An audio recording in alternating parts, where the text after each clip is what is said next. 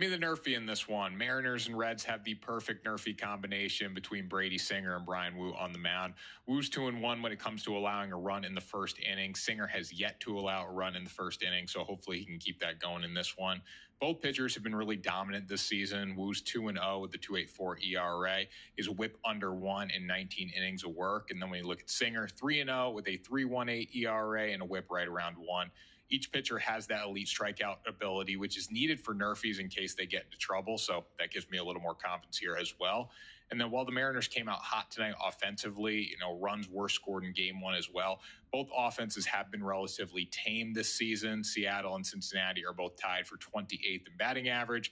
And the Mariners are a slightly better OBP team, but each pitcher controls the zone here. So I do think runs are going to be hard to come by. I hate to do it, but it's a prime run line spot. So I'm going to play Oakland -1.5 or +110. Their money line price is just a little too much for me to pay here, so I am going to take the risk and say they're going to win by 2. The White Sox are a team that they can beat by 2.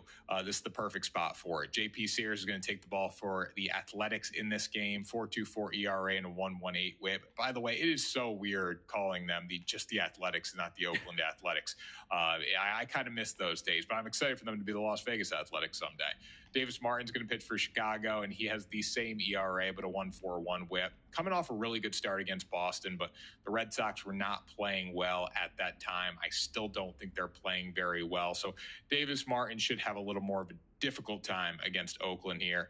The A's put up 12 runs in game 1 of the series. They're top 10 in batting average, 12th in runs.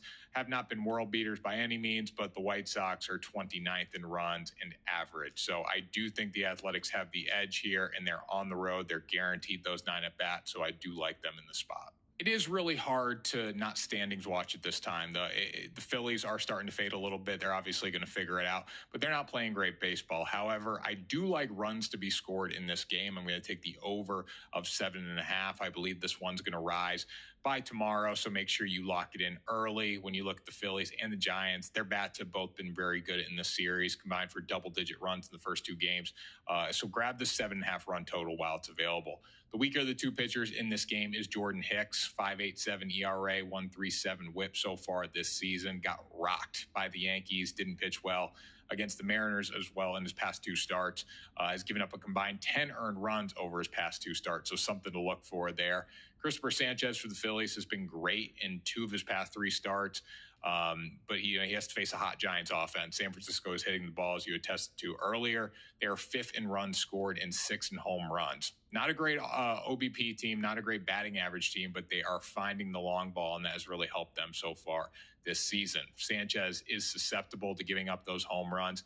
I don't think it's going to be a 10-plus run game, but it could easily be 5-4 and get this game over the 7.5 run total.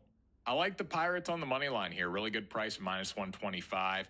Andrew Heaney has been amazing in his first 18 innings of work this season, and he doesn't have a win to his name just yet, but he has a 3 ERA and a .89 whip.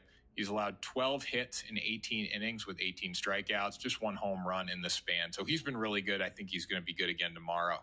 On the flip side, you got Trevor Williams going for the Nationals. No quality starts in his first 3 games. He's coming off a game where he gave up 6 earned runs in 4.2 innings. He has a 7.36 ERA, a 1.77 whip on the season. Things have not been good for Trevor Williams. Heaney should dominate Williams from a starting pitching perspective. However, this is the tough part. Washington has a big advantage when it comes to offense. They're an average offense, but the Pirates just have not been hitting the baseball so far this season. But when it comes to starting pitching and the bullpen, really does swing me in favor of the Pittsburgh Pirates. Their bullpen ERA is a 3.27, Washington 6.67. Just a really big pitching advantage for them in this game, and I think they're going to find a way to win.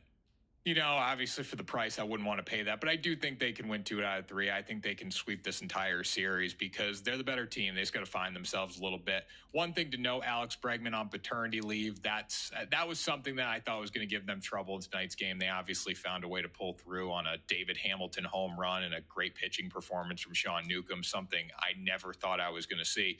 But they found a way to win. And I think the biggest thing from Boston that we're going to have to see this season is how do they bounce back in times of adversity. Look at game 1 of this Tampa Bay Rays series, and they were horrendous. They got dominated, found a way to come back, dominate game 2, and pulled out a tight one in game 3. Early in the season, things did not look well. And then they found a way against the St. Louis Cardinals to come back and put together a great series there. So there's been moments where this team has shined, and it's only April. We can't react too early. But they are a better team than the White Sox in pretty much all facets of the game. They do have some studs going on the mound, which is going to be big for them. And I think they're going to find a way to win the series and hopefully sweep the White Sox, but we'll see. If they can't win the series, there is a massive issue, though. So they're back to 500. They should leave that series well over 500.